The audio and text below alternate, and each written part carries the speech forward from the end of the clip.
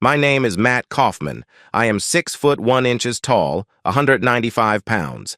I have blonde, going to gray hair, and pale blue to steel gray eyes that change color with my mood. Carrie called them my mood rings. I am 45 now, but when I discovered her cheating, I was 41 and a highly successful stock trader. I also write fiction novels, mostly Western post-Civil War shoot-'em-ups. I had a high 7-figure yearly income and thought I was in a perfect marriage. My wife, Carrie, was 39 and a successful real estate broker. We had been married for 15 years and had 2 kids. Kathy was 12 and Jerry was 10. We lived, and I and the kids still live in an upscale gated community on Reeds Lake in East Grand Rapids, MI. That is an expensive suburb of Grand Rapids. As I said, I was and still am a highly successful stock trader. I have a surprisingly good ability to pick stocks that have a short-term gain. I am right about 35% of the time. I started with penny stocks and found out that it was a head rush to take a stock whose price could be less than $5 and watch it explode upward in price. When you were buying at that price, even one winner out of 4 was profitable. I was much better than that. Just one example. I bought 500 shares of a small pharmaceutical company that discovered a possible breakthrough cancer drug. I paid $2.45 per share for a total investment of a little over $1,200, and the company was bought out by one of the big pharma corporations at $52 a share. I held it for an additional year, and the stock split 3-for-1 at $52.37 a share. I sold out and made a profit of over $77,000. Not all of the stocks did that well, but I made profits of over $5,000 on most of the successful stocks I traded. I seldom held a stock for more than 18 months, but I held most for 6 months minimum for tax reasons. My writing had started to be very profitable also. I was offered big bucks for the movie rights to 3 of my novels. I would get the money even if the movies were never made. The contract was for an 8-year period. I enlisted in the Army after high school and was medically discharged after 15 months of a 4-year enlistment. I was a training accident statistic. I lost my left leg below the knee in training when a new recruit driving a Humvee plowed into the training company I was in as we were marching to a training class. I was lucky. 3 of the company died, and 2 more were paralyzed from the waist down. The rehab was well over a year long. One bad or touchy thing is I am very sensitive about being called or classed a cripple. After I finished my rehab, I took my disability pension and my GI Bill benefits and enrolled in college. I didn't have a clear goal, but I wanted to learn. I discovered that I loved the intricacies of the stock market and of writing. My degree major turned out to be finance with a minor in creative writing. I did not wish to stay in the dorms, so I bought a nice 3-bedroom house just off campus. It was priced right, as it was in a changing neighborhood that was undergoing gentrification. I figured to live in it until I graduated and then sell it.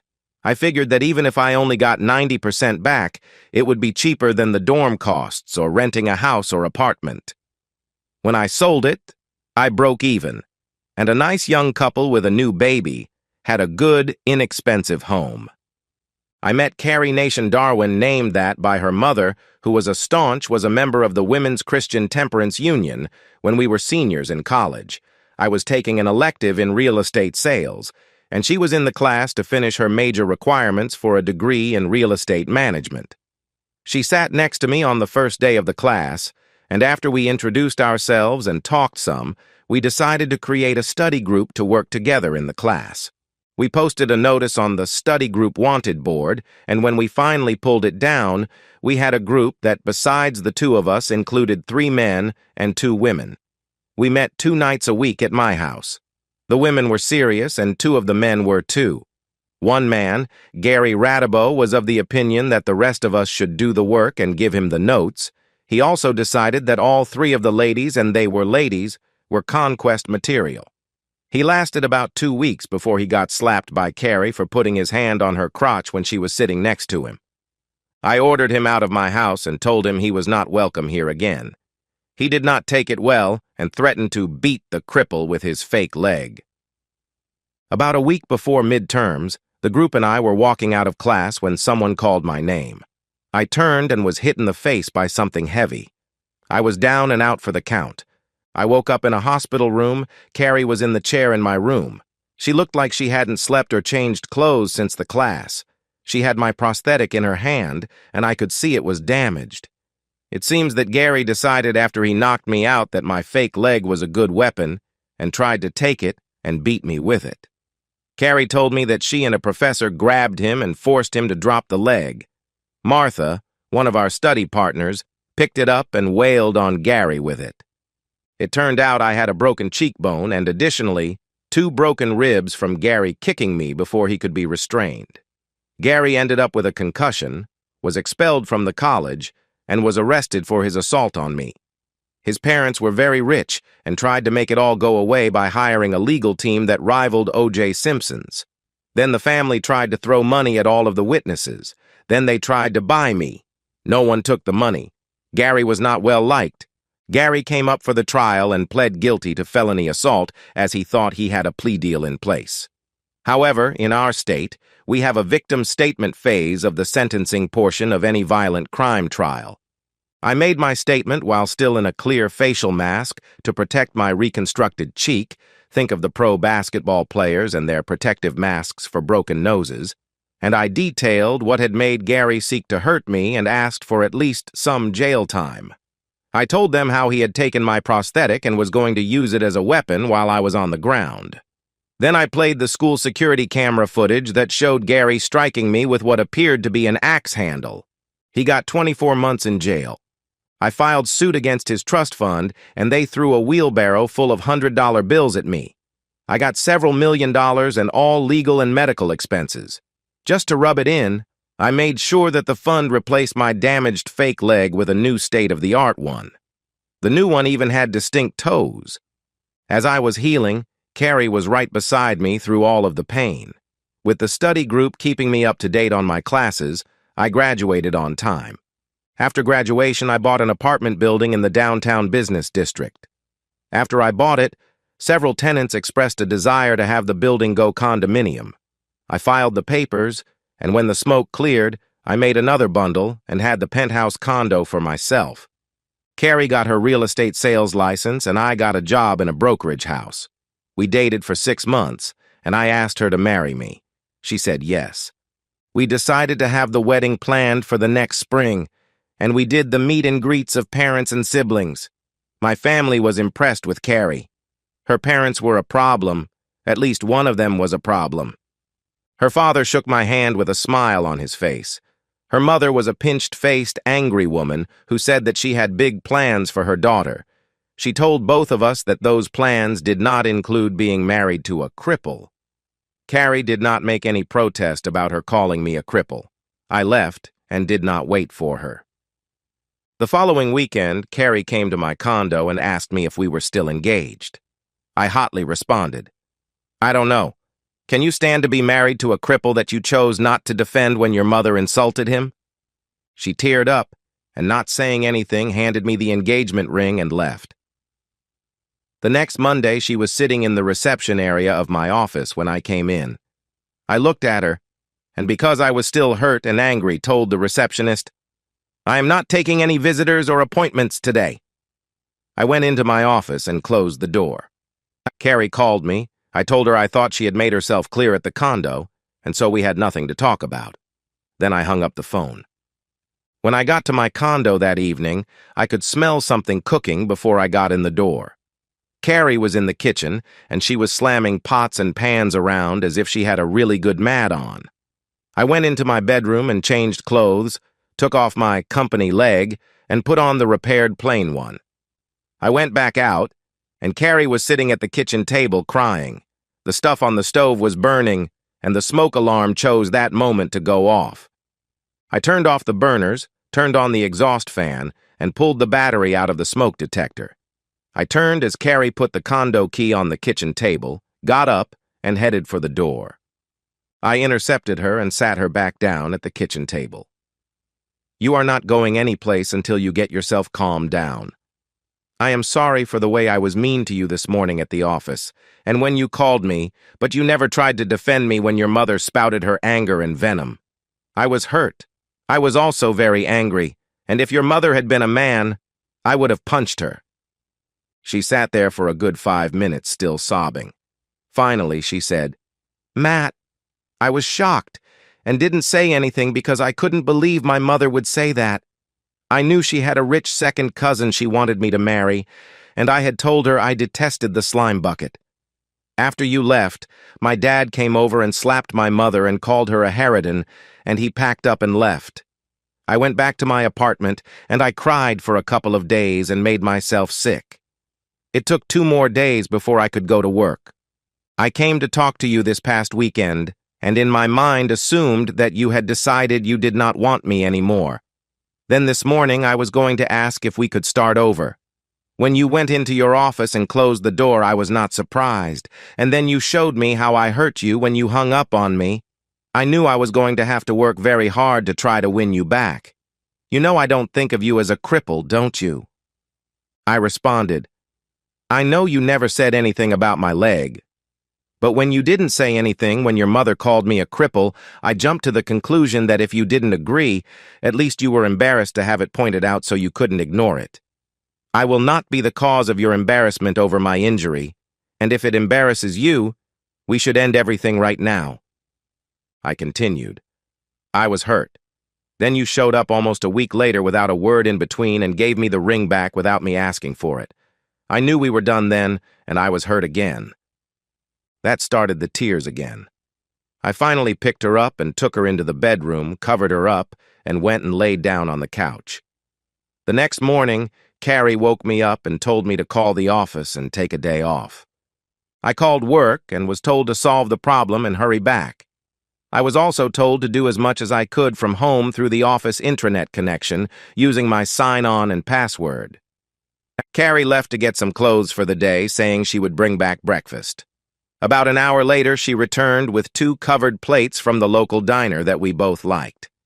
She handed me a plate that had the biggest Denver omelet I had ever seen. She must have had the restaurant make it up special. Hers was the same on a much smaller scale. After breakfast, we talked for almost 2 hours. Carrie apologized again for not standing up for me against her mother. I waved it off, and we decided that we did not need to start over, but to restart. I gave her the ring back. We still had some problems, Marie. Carrie's mother kept trying to throw roadblocks into our plans. She told Carrie to insist on a prenup. I agreed. Then she insisted on an abuse or adultery clause to the prenup. I agreed. She finally told Carrie to have the prenup say all premarital assets would remain the property of the originating person and that all assets earned in the marriage would be split 50-50 if divorced, except if the adultery or abuse clause is the reason. In that case, all marriage assets would go to the injured party. We signed. Then she wanted an accounting of my assets. I said sure, as soon as I get an accounting of Carrie's assets. That shot that down. I had told Carrie before her mom made the demand that I was rich, but not how much I had. She had told me she had a trust fund that gave her a stipend monthly. She did not tell me how big the fund was or how much the stipend was, and I never asked. Then dear old Mom tried to shove different guys at Carrie. It got so bad that Carrie stopped accepting invites if I wasn't included.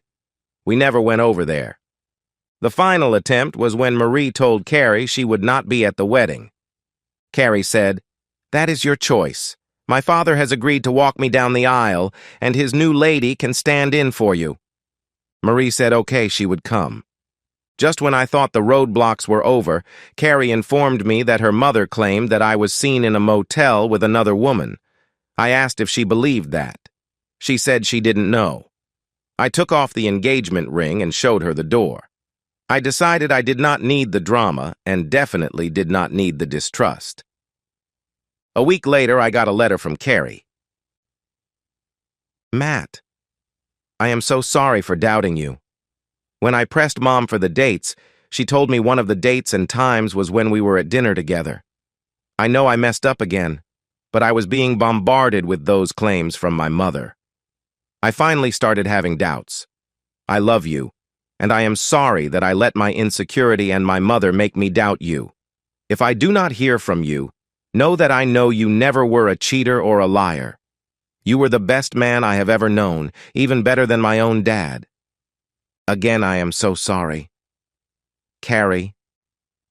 I read the letter and thought an appropriate response was required. I was still very angry and hurt. Miss Darwin, in case you did not understand the significance of my removing the ring I gave you, let me spell it out plainly. I will not marry someone who doesn't trust me. I will not marry someone who believes lies from somebody she knows dislikes me. I will not marry someone who would allow her future husband to be insulted. Does that make things clear? Now that I have vented, here is what I will promise the woman I love enough to marry or even get engaged to: fidelity, protection, loyalty, and love. I have been exclusive with you from the first time we dated after I finished my injury regimen. I have loved you and only you since the second date we went on. I have made plans and promises with and to you. If you think that those things are not enough, then this is our last communication. If you can't trust me, don't contact me again. I have agreed to take another position with my firm and will be moving out of the city. I have sold the condo, and as of next Friday, I will be gone. I have left instructions at the office and with my attorney that no one but my immediate family is to be given any information about my new job or its location. I still have to work this week, but please do not try to contact me if you don't trust me. Even if you do trust me, I will be taking a new position, if for no other reason to get away from your mother's meddling. Your former love, Matt.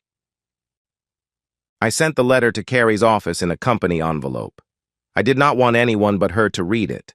She apparently ran home to Mama because, sure thing, Monday morning the shrew was on the phone to gloat.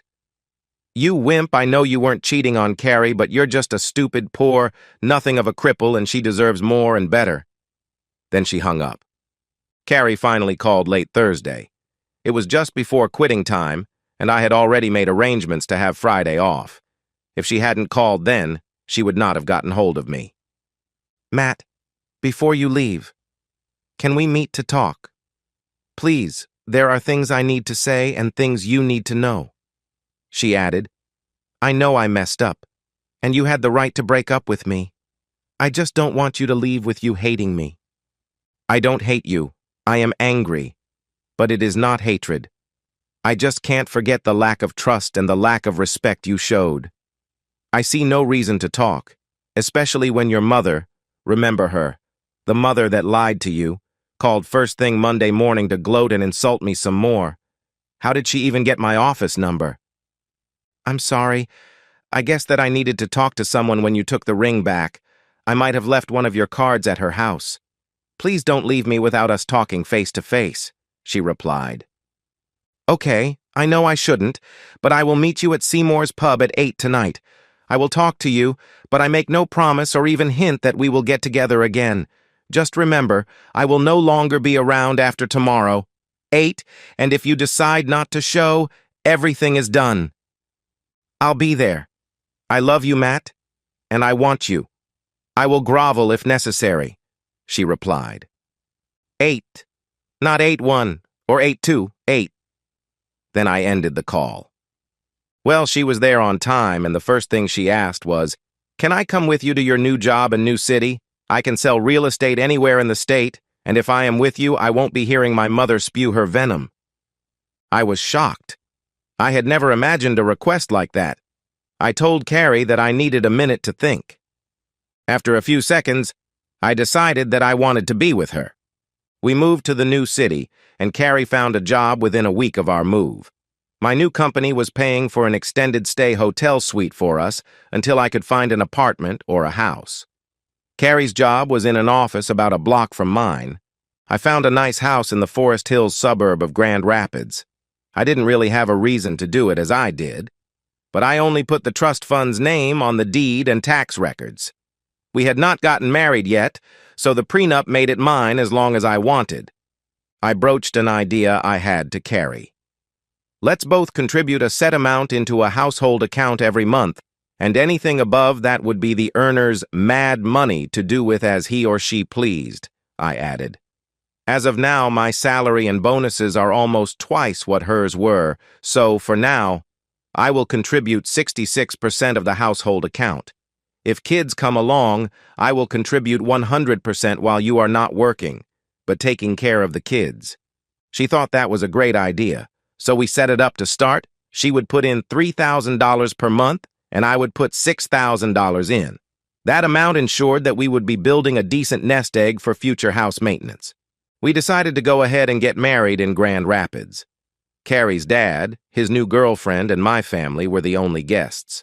Carrie's mom was angry to the point of vowing to never speak to us again. Or I should say, I never did speak to her again. It turns out Carrie did. We honeymooned in Honolulu.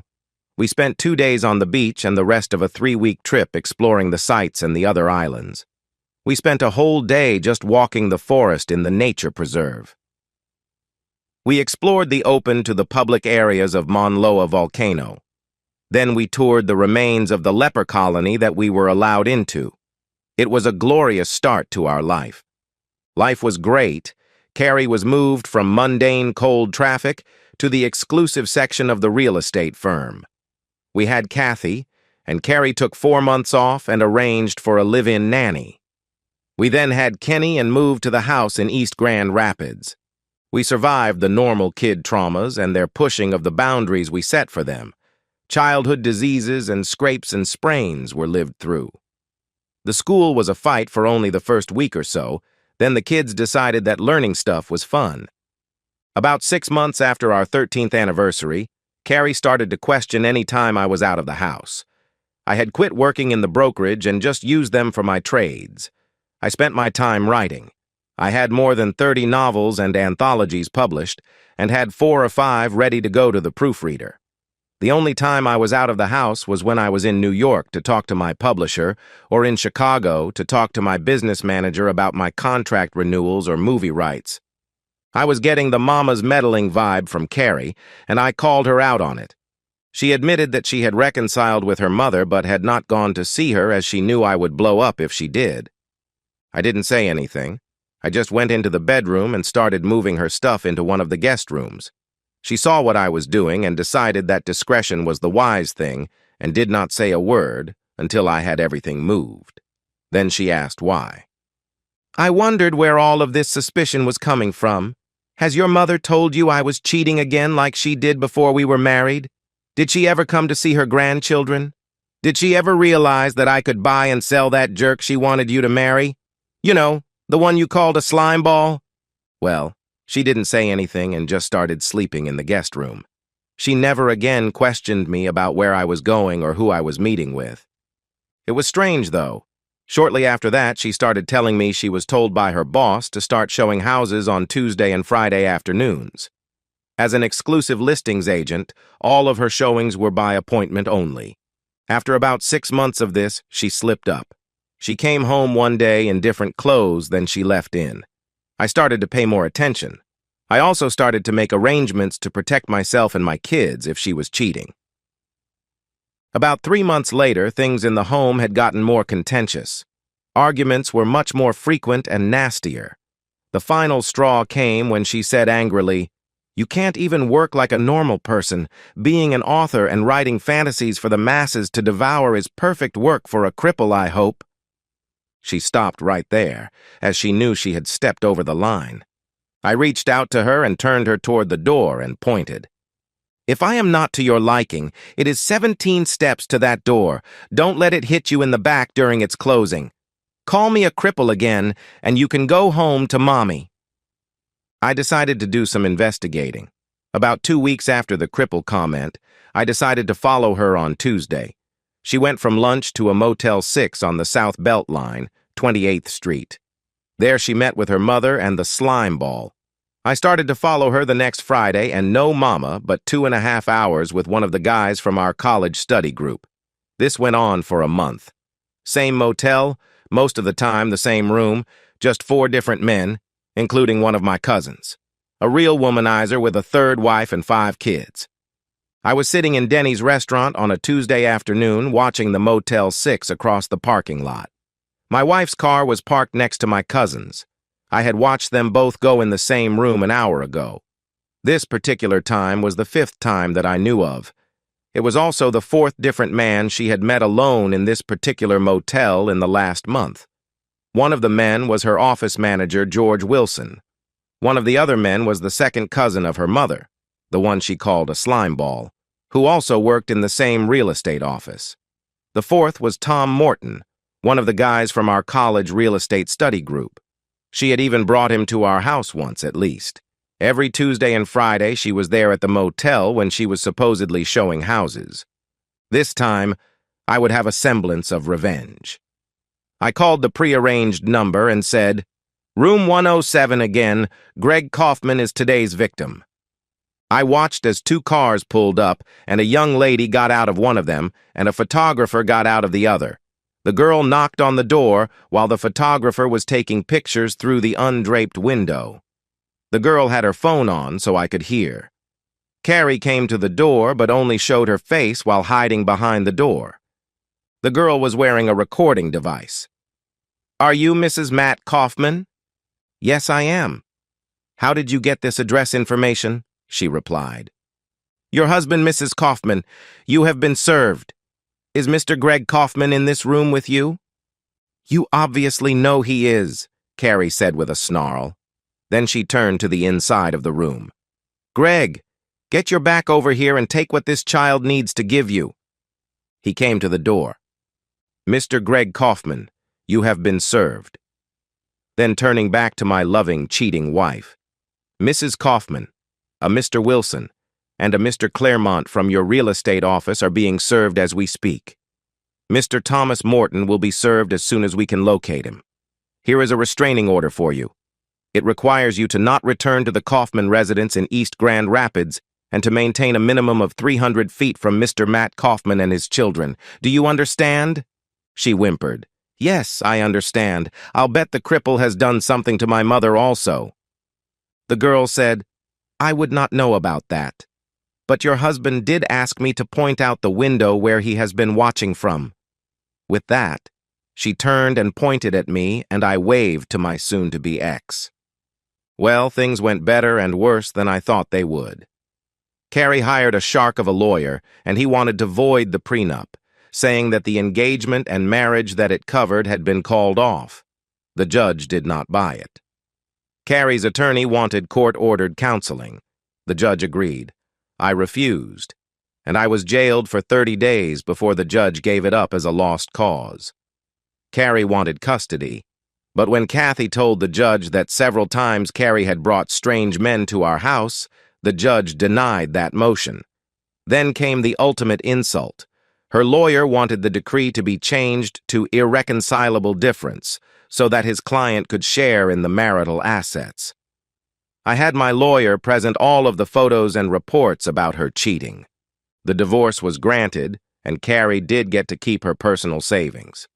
All other assets became mine only. She got unlimited visitation as long as a court or child service official was present, and she could not take them overnight or out of state. The guys, well, they got what they deserved. Greg was divorced, and his wife took what was left of his assets. The real estate people were all fired, divorced, and could not get a job in our area, so they moved to different states. Tom Morton was never found, and I never pursued it after the divorce. Carrie's mother was ecstatic for about 90 days. Then she found out the grandkids could not come to visit her, and I would not allow her in my house. Nobody wins in a divorce, but I got everything I expected and moved on with my life. Carrie was dutiful in her visitations until she decided to marry the slimeball. Then they moved to the West Coast, and we have not had a card letter or phone call since. And that's the end of today's story. If you enjoyed it, please give this video a thumbs up and drop a comment below. Your support helps the algorithm push my content further. If you're new to the channel, don't forget to hit that subscribe button. It really helps me keep creating more stories for you. Thanks for watching, and I'll see you in the next one.